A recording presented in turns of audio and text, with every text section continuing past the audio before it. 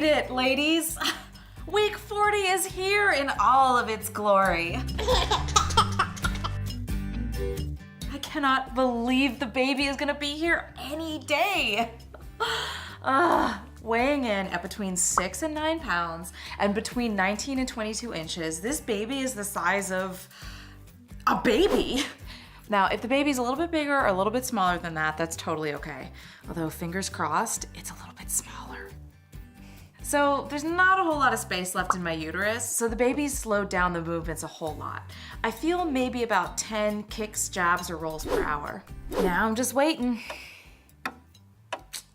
Just waiting for my water to break. Waiting for my water to break. Come on, water, break. Water actually only breaks about 15% of the time. It could feel like wetness or a small leakage or like a whoosh gush. This is actually amniotic fluid from the baby's amniotic sac. It's colorless and odorless. Ladies, for once, I'm actually really excited at the prospect of possibly wetting my pants. But there is a chance that my water will not break on its own, so it's very important to time contractions. I'm busting out my timer and timing these bad boys. During early labor, contractions last between 30 and 45 seconds with a 5 to 30 minute break in between. Once contractions get more intense, they could last between 45 and 60 seconds with a 3 to 5 minute break in between. Now this is what is known as active labor, and it is time to hightail it to the nearest hospital or birthing center. That is gonna be the time when I use all of my great breathing exercises. I'm gonna get my husband to give me a massage, which shouldn't be too hard. I mean, I'm about to have a baby. Come on, Patrick, get massaging.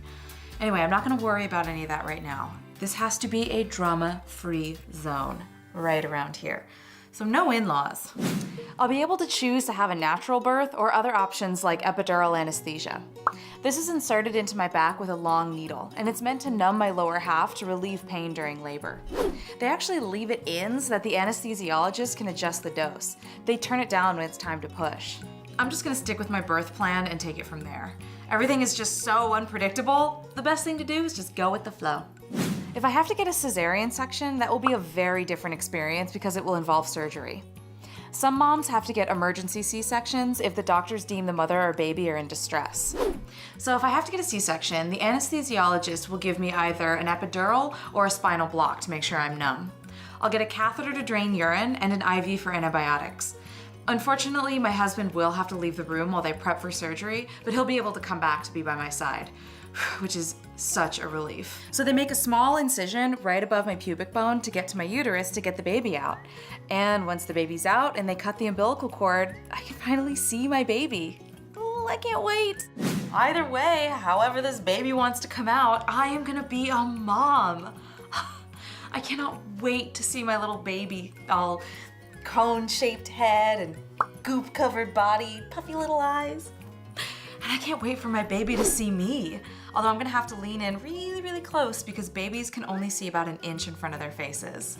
But that's okay, because I plan on spending hours a day just staring at my little bundle of joy. And then that's it, you guys. I'm gonna be a mom.